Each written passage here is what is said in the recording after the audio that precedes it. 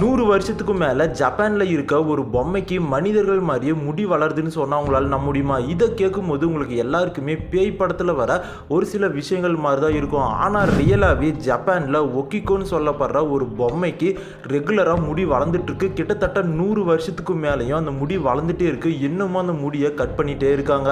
ஆனால் அந்த முடியானது வளர்ந்துட்டே தான் இருக்குது. 1918 ஜப்பானில் இருக்க ஒரு ஃபேமிலியில் 4 வயசு பொண்ணு உடம்பு சரியில்லாமல் இறந்து போகிறாங்க. அந்த பெண் இறந்து போனதுனால அவங்களுடைய குடும்பத்தில் இருந்த நபர்கள் அந்த பொண்ணுடைய சாம்பலை எடுத்துகிட்டு வந்து வீட்டில் வச்சு அந்த பெண்ணுக்கு பிடிச்ச பொம்மையையும் அந்த சாம்பலுக்கு பக்கமே வச்சு டெய்லியுமே வழிபட்டுட்டு வந்திருக்காங்க. கொஞ்ச நாளுக்கு அப்புறம் தான் அந்த பொம்மையில் முடி வளர ஆரம்பிச்சிருக்கு. கிட்டத்தட்ட 100 வருஷமாக இந்த ஒரு முடியானது வளர்ந்துட்டே இருக்குது. இந்த ஒரு மிஸ்டே பற்றி தான் இந்த ஒரு வீடியோவில் டீட்டெயிலாக பார்க்க போகிறோம். வீடியோவை ஸ்கிப் பண்ணாமல் பாருங்கள். 1918 ஜப்பானில் இருக்க ஒரு ரோட்டில் எச்சிகோ சுசுகின்னு சொல்லப்படுற ஒரு பையன் ரோட்டில் நடந்து போயிட்டு இருக்கான். அவன் அங்கே இருக்க ஜப்பானில் ஃபேமஸான பிளேஸான சப்போரான்னு சொல்லப்படுற ஒரு இடத்துக்கு தான் போகிறான். அந்த இடத்துல அன்னைக்கு தேதியில் ஒரு மிகப்பெரிய எக்ஸிபிஷன் நடந்துட்டு இருந்திருக்கு. அந்த எக்ஸிபிஷனில் ஒரே ஒரு பொம்மை மட்டும் அவனுடைய கவனத்தை இருக்குது.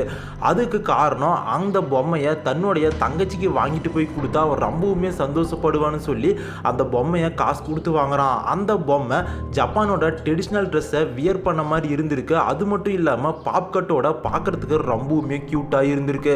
இதனால் சுசுகி அந்த பொம்மையை காசு கொடுத்து வாங்கி தன்னுடைய தங்கச்சிக்கு எடுத்துகிட்டு போய் கொடுக்கலான்னு சொல்லி முடிவு பண்ணி அந்த பொம்மையை வாங்கிட்டு வீட்டுக்கும் போகிறான். வீட்டுக்கு போனதுக்கு அப்புறம் அவனுடைய தங்கச்சியான ஒக்கிக்கோ கிட்ட அந்த ஒரு பொம்மையை கொடுக்குறான். அந்த பொண்ணுக்குமே அந்த பொம்மை ரொம்பவுமே பிடிச்சி போயிடுது. அந்த பொம்மையை அந்த பொண்ணுக்கு எந்த அளவுக்கு பிடிச்சி போகுதுன்னா டெய்லியுமே அந்த பொம்மை கூட சேர்ந்து விளையாடுறது, எங்கே போனாலுமே அந்த பொம்மையை எடுத்துகிட்டு போகிறது, நைட்டு தூங்கும் போது கூட அந்த பொம்மையை பக்கத்தில் வச்சுட்டு தூங்குறது, டெய்லியும் அதிகமான நேரத்தை அந்த பொம்மை கூடயே செலவழிக்கிறது.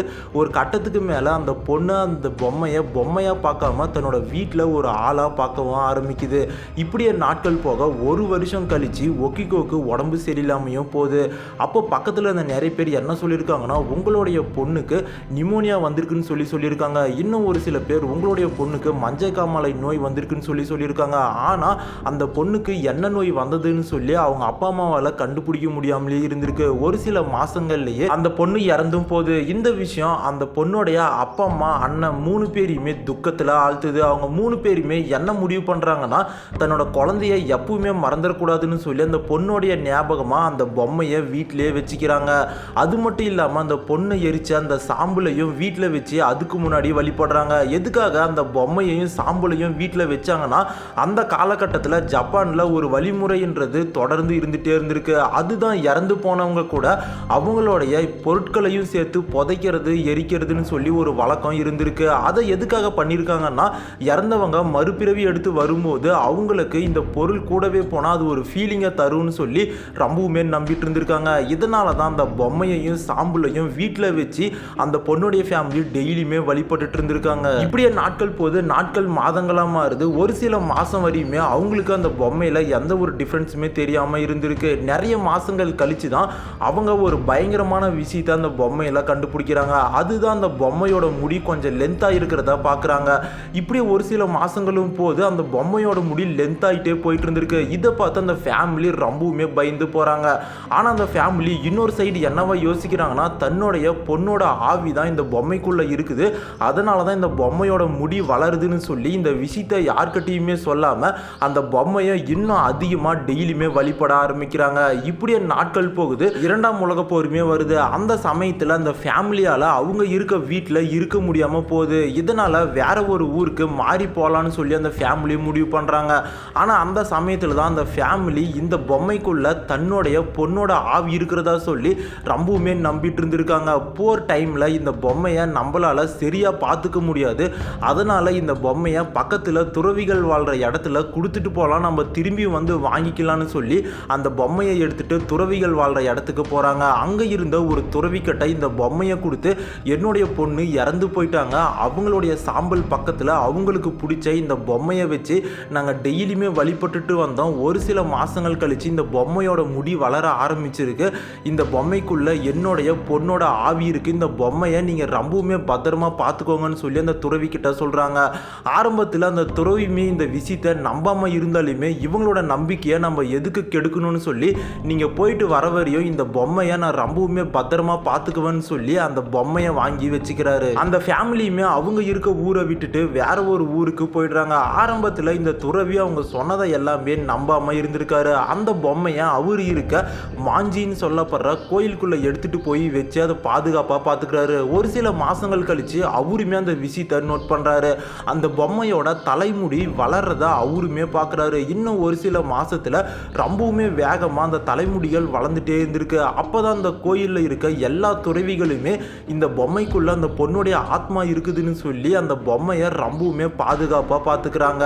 இப்படியே நாட்கள் போது இரண்டாம் உலகப் போருமே முடிவுக்கு வருது. இரண்டாம் உலகப் போர் முடிஞ்சதுக்கு அப்புறம் அந்த ஃபேமிலி திரும்பவும் அவங்களுடைய வில்லேஜுக்கே வந்து இந்த துறவிகள் கிட்ட அந்த பொம்மையை கேட்குறாங்க. அப்போ அந்த துறவிகள் என்ன சொல்கிறாங்கன்னா, ஆரம்பத்தில் நீங்கள் சொன்னதை நாங்கள் நம்பலை, ஆனால் இந்த பொம்மைக்குள்ள உங்களுடைய பொண்ணோட ஆத்மா இருக்குதுன்னு சொல்லி நாங்களும் நம்புகிறோம். இந்த பொம்மையோட தலைமுடி வளர்ந்துட்டே இருக்குது, அதை நாங்கள் கட் பண்ணியும் விடுறோன்னு சொல்லி அந்த ஃபேமிலி கிட்ட சொல்கிறாங்க. அப்போ அந்த ஃபேமிலி, நீங்களே இவ்வளோ நம்புறீங்கன்னா இந்த பொம்மை எங்ககிட்ட இருக்கிறத விட உங்ககிட்ட இருக்கிறது தான் ரொம்பவுமே சேஃபாக இருக்கும், அதனால் இந்த பொம்மையை உங்களுடைய கோயிலே வச்சுக்காங்கன்னு சொல்லி அந்த ஃபேமிலி அங்கிருந்து கிளம்பி போயிடுறாங்க. இப்படியே பல வருஷங்கள் போது 1960 தான் இப்படி ஒரு பொம்மைக்கு தலைமுடி வளருதுன்ற விஷயம் நிறைய பேருக்கு தெரிய ஆரம்பிக்குது. அதுக்கு காரணம் இந்த மாதிரி பேராநார்மலான விஷயங்களை எல்லாத்தையுமே கவர் பண்ற ஒரு மேகசின் இந்த ஒரு விஷயத்தையும் கவர் பண்ணி அவங்களோட மேகசின்ல வெளியிடுறாங்க.